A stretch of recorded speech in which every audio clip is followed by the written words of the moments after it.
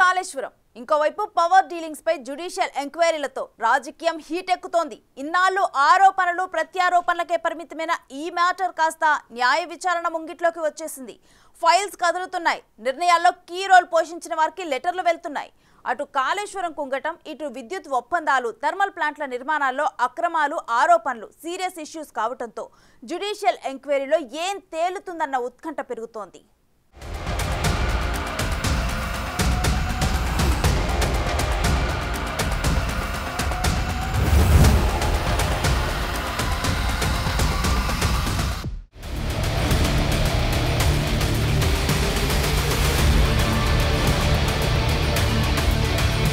గత 10 ఏళ్లలో బీఆర్ఎస్ సర్కార్ చేసిన పనులు, తీసుకున్న నిర్ణయాలు, జరిగిన నష్టంపై అన్ని రకాలుగా కార్నర్ చేస్తోన్న ప్రస్తుత కాంగ్రెస్ ప్రభుత్వం వరుసగా న్యాయ విచారణలకు ఆదేశించింది. అసెంబ్లీలో ఇప్పటికే రాష్ట్ర ఆర్థిక పరిస్థితి, విద్యుత్ ఒప్పందాలు, తీసుకున్న నిర్ణయాలపై శ్వేతపత్రాల రిలీజ్ కూడా పూర్తయింది.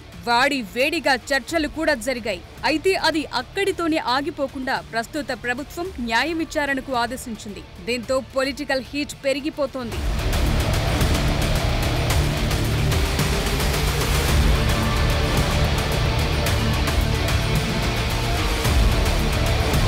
గత 10 ఏళ్లలో విద్యుత్ రంగాన్ని బీఆర్ఎస్ సర్కార్ సర్వనాశనం చేసి పెట్టిందన్నది ప్రస్తుత కాంగ్రెస్ సర్కారు వాదన. భద్రాద్రి థర్మల్ పవర్ ప్లాంట్ ను కాలం చెల్లిన టెక్నాలజీతో నిర్మించారు. సబ్ క్రిటికల్ టెక్నాలజీతో పవర్ ప్లాంట్ ను నిర్మిస్తే పర్యావరణానికి ముప్పు ఎక్కువని కేంద్ర ప్రభుత్వం 2011-12లోనే స్పష్టం చేసిందని సీఎం రేవంత్ గుర్తు చేశారు. సూపర్ క్రిటికల్ టెక్నాలజీతో నిర్మించాలని సూచనలు చేసినా గత సర్కారు పట్టించుకోలేదంటున్నారు.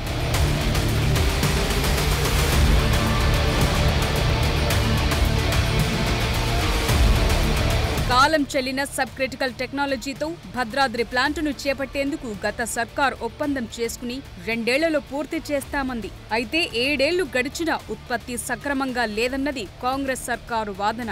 ఒక్కో మెగావాట్ ఉత్పత్తికి 6.75 కోట్ల చొప్పున అంచనా వేయంతూ ప్రాజెక్టును చేపట్టి దాన్ని 9.74 కోట్లకు పెంచారని గుర్తు చేస్తున్నారు. భద్రాద్రి పవర్ ప్రాజెక్టుతో ఆనాటి ప్రభుత్వం ప్రజలను 1000 కోట్ల మేరకు ముంచేసిందని సీఎం రేవంత్ అసెంబ్లీ సాక్షిగా కౌంటర్ ఇచ్చారు.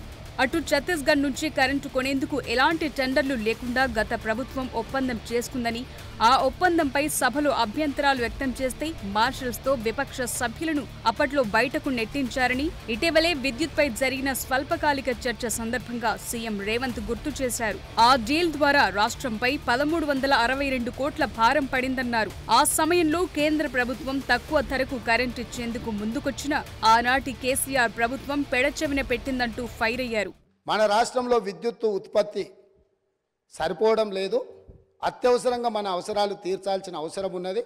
కాబట్టి ఏ టెండర్లు లేకుండానే డైరెక్ట్గా మేము ఆ ఛత్తీస్గఢ్ ప్రభుత్వానికి సంబంధించిన ప్రభుత్వ సంస్థతో తెలంగాణ రాష్ట్ర ప్రభుత్వం డిస్కాంలు ఒప్పందం చేసుకుంటున్నాయని ఆ రోజు ఇదే సభలో ఈ ఒప్పందాలతో 1000 కోట్ల రూపాయల భారం పడబోతుంది, ఈ భారాన్ని తెలంగాణ ప్రజలు భరించలేని పరిస్థితికి దారితీస్తుంది, ఈఆర్సీ ముందల మేము ఫిర్యాదులు చేయడమే కాకుండా మా వాదనలు వినిపించినాం. ఈ సభలో ఆనాటి ముఖ్యమంత్రి చంద్రశేఖరరావు గారికి మేము చెప్పే ప్రయత్నం చేస్తే మార్షల్స్ను పెట్టి మమ్మల్ని బయటికి గెంటేసి ఆ రోజు ఛత్తీస్గఢ్తోని తెలంగాణ రాష్ట్ర ప్రభుత్వం ఒప్పందం చేసుకుంది. యాదాద్రి థర్మల్ పవర్ ప్లాంట్ను 24 నెలల్లో పూర్తి చేస్తామని చెప్పి 8 ఏళ్లవుతున్నా పూర్తి చేయలేకపోయారని కౌంటర్ ఇచ్చారు. ఈ మొత్తం కరెంటు వ్యవహారాల్లో పారదర్శకత కోసం ప్రజలు అసలు నిజాలు తెలుసుకునేందుకు న్యాయ విచారణ జరుపుతున్నామన్నారు.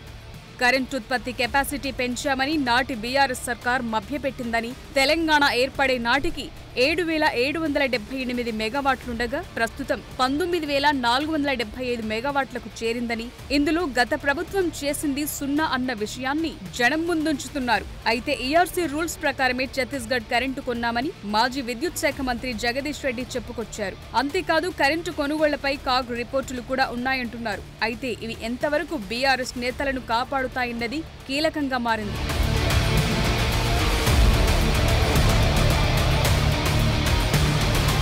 అటు కాళేశ్వరం ప్రాజెక్టు పైన జ్యుడిషియల్ ఎంక్వైరీ ప్రారంభమైంది. సుప్రీంకోర్టు మాజీ జస్టిస్ పీసీ ఘోష్ నేతృత్వంలో స్పెషల్ విచారణ కమిషన్ ను ఇప్పటికే రేవంత్ రెడ్డి సర్కార్ ఏర్పాటు చేసింది.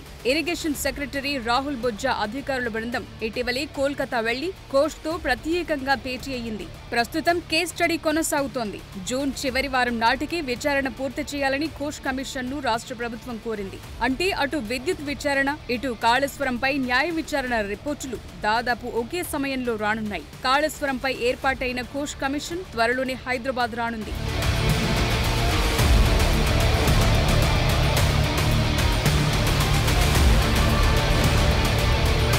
కాళేశ్వరం ప్రాజెక్టులోని బ్యారేజ్ల నిర్మాణ లోపాలు, అవకతవకలపై విచారణ జరిపి బాధ్యులను గుర్తించాలని జ్యుడిషియల్ విచారణ కమిటీని ప్రభుత్వం కోరుతోంది. మొత్తం 7 అంశాల ఆధారంగా విచారణ జరిపి తప్పులు చేసిన వారెవరో గుర్తించి జూన్ 30 లోపు నివేదిక అందించాలని ఇప్పటికే కోరారు.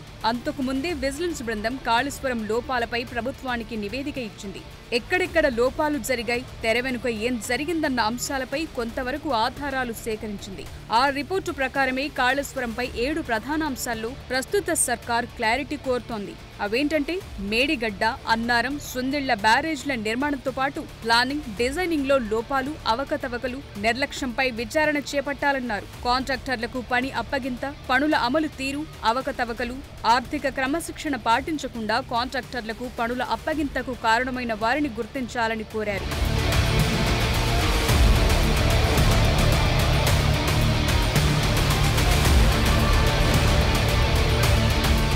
3 బ్యారేజీల్లో ఆపరేషన్ మెయింటెనెన్స్ లు, నిర్లక్ష్యానికి బాధ్యులైన వారితో పాటు బ్యారేజ్లు దెబ్బతినటానికి గల కారణాలను తేల్చాలని, అటు క్వాలిటీ కంట్రోల్, పర్యవేక్షణ కోణంలో నిర్లక్ష్యం, కాంట్రాక్టర్లు లేదంటే ఏజెన్సీలు, శాఖలోని అధికారుల తప్పిదాలపై విచారణ చేసి రిపోర్టు ఇవ్వాలని కోరింది సర్కార్. నిబంధనలకు విరుద్ధంగా పనులు పూర్తి చేయడానికి పొడిగింపులు, అలాగే పనులు పూర్తయినట్టు కాంట్రాక్టర్లకు సర్టిఫికెట్లు ఇవ్వటం, గడువు కన్నా ముందే బ్యాంకు గ్యారంటీలను రిలీజ్ చేయటం, కాంట్రాక్టర్లకు అనుకూలంగా వ్యవహరించడం వంటి అంశాల్లో బాధ్యులైన అధికారులను గుర్తించాలని కోరారు. బాధ్యులను గుర్తించడం, ఖజానాపై పడిన ఆర్థిక భారం, ఆర్థిక నష్టాలు, ఏజెన్సీల పాత్రను నిగ్గుతేల్చాలని కమిషన్ను కోరారు. మొత్తంగా అటు కరెంటు డీలింగ్, ఇటు కాళేశ్వరం కుంగడంపై న్యాయ విచారణ జరపటం, ఆ రిపోర్టులో ఏం తేలుతుందన్న ఉత్కంఠ మాత్రం పొలిటికల్ సర్కిల్స్ లో హాట్ టాపిక్ గా మారింది.